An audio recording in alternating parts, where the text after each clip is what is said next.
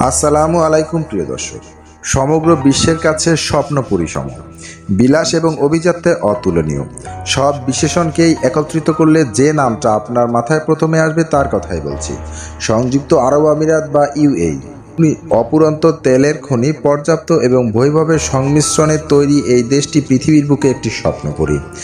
আজ আমি আপনাদের মাঝে দুবাই সম্পর্কে এমন কিছু অজানা তথ্য জানাবো যা শুনলে আপনারা সত্যি অবাক হয়ে যাবেন। তবে তার আগে আপনারা যারা এখনও আমার চ্যানেলটি সাবস্ক্রাইব করেননি, আমার চ্যানেলটি সাবস্ক্রাইব করে পাশে থাকা বেল বাটনটি প্রেস করে দিবেন। আর যারা অলরেডি সাবস্ক্রাইব করেছেন, থ্যাংক ইউ সো মাচ। দুবাইয়ে অবস্থিত পৃথিবীর সবচেয়ে বড় স্বর্ণের বাজার। এখানে আপনি যা বলবেন কারিগররা সোনা দিয়ে আপনাকে তাই বানিয়ে দেবে।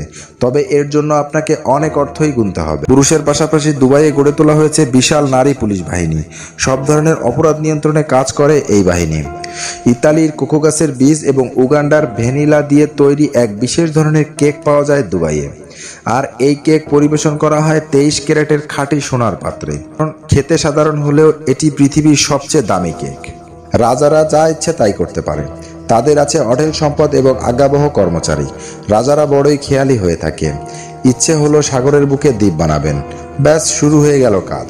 রূপকথার গল্পের মতো শোনালেও ঘটনাটি বাস্তব। দুবাইয়ের শান্ত সাগরের বুকে তৈরি হয়েছে কৃত্রিম দ্বীপ, তাও আবার 3টি। কৃত্রিম হিসেবে দ্বীপগুলো বিশ্বের যত বিস্ময় জন্ম দিয়েছে তার চেয়েও বেশি আকর্ষণ করেছে এগুলোর আকৃতি। দ্বীপ 3টি হুবহু পাম গাছের আকৃতিতে তৈরি করা হয়েছে। 1968 সালে দুবাইয়ে মাত্র 13টি গাড়ি ছিল, কিন্তু সময়ের সঙ্গে পাল্লা দিয়ে আজ দুবাই গাড়ি শহরে পরিণত হয়েছে। রাস্তা কিংবা উড়াল সড়কেও কখনো কখনো আপনি জ্যামে পড়তে পারেন। দুবাই সবসময় চায় নির্মাণের দিক থেকে শহরকে যেন পৃথিবীর সবাই সমীহ করে। সে কারণে দুবাইয়ে নির্মাণ করার পরিকল্পনা করা হয়েছে দুবাই ল্যান্ড নামের বৃহত্তম থিম পার্কের। প্রতিদিন প্রায় 20,000 পর্যটক পার্কটিতে বেড়াতে যেতে পারবে। পৃথিবীর সবচেয়ে বড় অ্যাকোরিয়ামটি অবস্থিত পৃথিবীর অন্যতম সর্ববৃহৎ দুবাই শপিং মলে। অ্যাকোরিয়ামটিতে 33,000 প্রজাতির প্রাণী রয়েছে। 19 শতকে যখন দুবাইয়ে শিল্প বিপ্লব ঘটেনি, তখন সেখানকার মূল উপার্জন ছিল মুক্তো চাষ করা। কিন্তু প্রথম বিশ্বযুদ্ধের পর দুবাইয়ে এই শিল্পটি ক্ষতিগ্রস্ত হয়। দুবাই শহরের অন্যতম বড় বৈশিষ্ট্য এর অবকাঠামোগত নির্মাণ শৈলী। উঁচু দালান, আকর্ষণীয় সব স্থাপনা দুবাইকে দিয়েছে ধনী এবং বিলাসবহুল শহরের খ্যাতি। দুবাই ধনী শেখদের শহর। তারা বিলাসবহুল জীবনযাপন করতে অভ্যস্ত, কিন্তু তারা বিলাসবহুল জীবনযাপন করলেও খেয়াল রাখেন ছিন্নমূল মানুষের দিকে। তারা দরিদ্রদের মাঝে খাবার বিতরণ করাকে খুব আনন্দের কাজ মনে করে।